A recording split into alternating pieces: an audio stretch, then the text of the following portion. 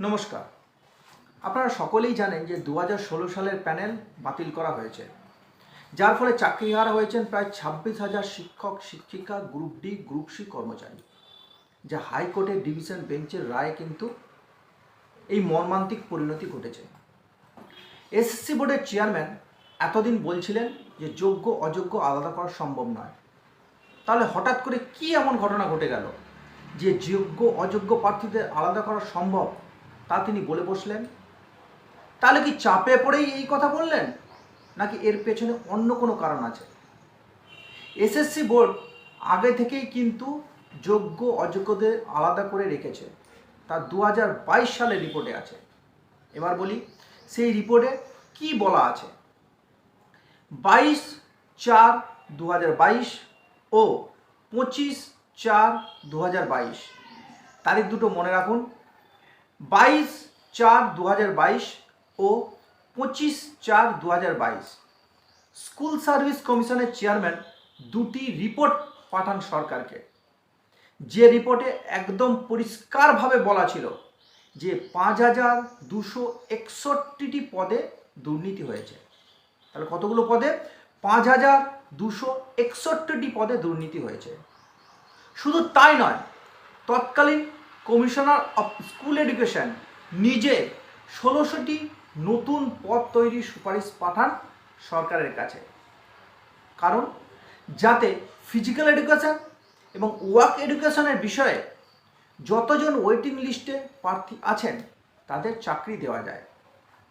এই রিপোর্টের ওপর ভিত্তি করে 5/5/2022, আবার বলছি তারিখটা একটু খেয়াল করবেন, 2022 সালের মে মাসের 5 তারিখ সুপার নিউমেরিক পোস্টের অনুমোদন দেওয়া হয় রাজ্য সরকারের ক্যাবিনেটে।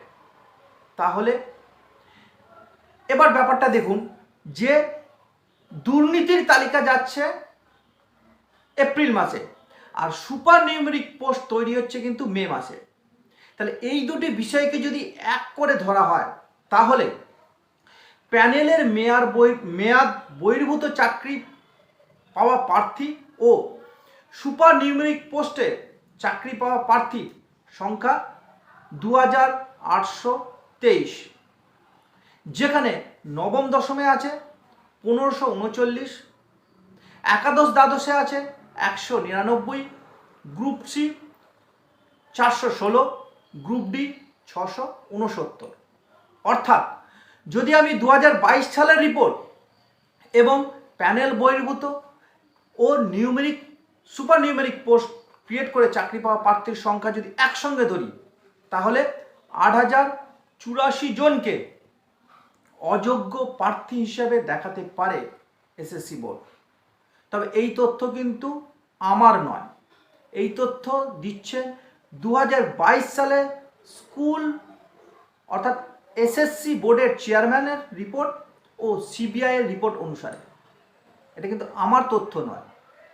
যাই হোক, এবার দেখা যাক যে 6 তারিখ এসএসসি বোর্ডের চেয়ারম্যান কি রিপোর্ট জমা দেন সুপ্রিম কোর্টে। এর জন্য আমাদের অপেক্ষা করতেই হবে। আশা করি কিছুটা হলেও আপনাদের বোঝাতে পারলাম। সকলে ভালো থাকবেন, এই গরমে সকলে সুস্থ থাকবেন, সঙ্গে থাকবেন।